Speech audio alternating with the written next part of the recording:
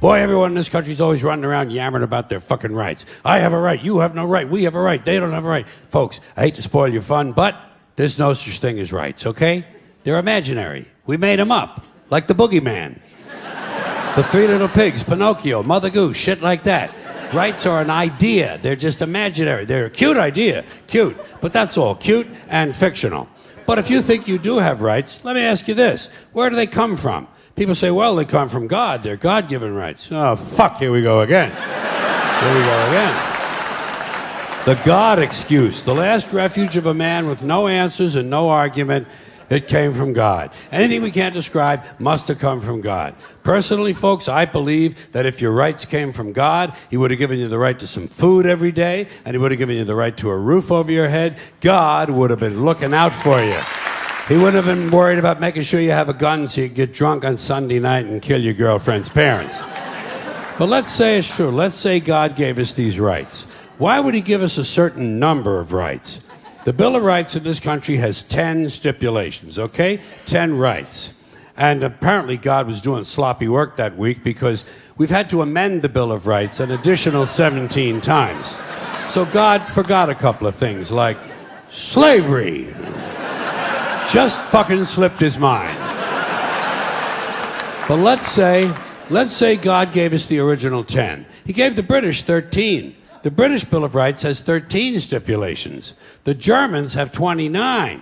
The Belgians have 25. The Swedish have only 6. And some people in the world have no rights at all. What kind of a fucking goddamn God-given deal is that? No rights at all? Why would God give different people in different countries different numbers of different rights? Boredom? Amusement? Bad arithmetic? Do we find out at long last after all this time that God is weak in math skills?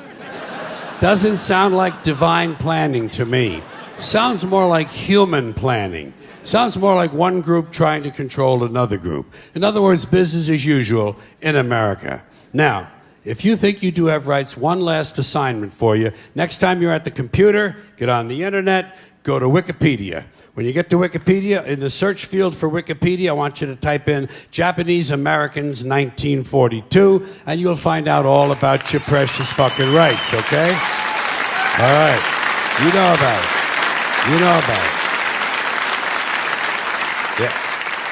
In 1942, there were 110,000 Japanese American citizens in good standing, law-abiding people who were thrown into internment camps simply because their parents were born in the wrong country. That's all they did wrong. They had no right to a lawyer, no right to a fair trial, no right to a jury of their peers, no right to due process of any kind.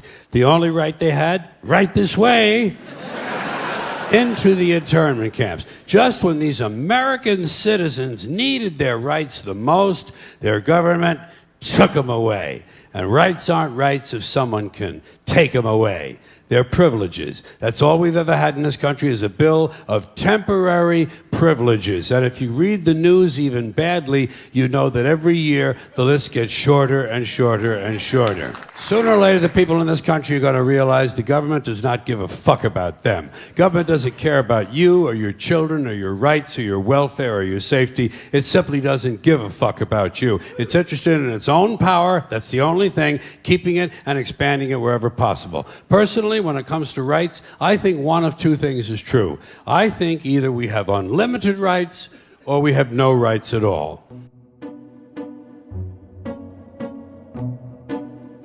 It's called the American Dream because you have to be asleep to believe it.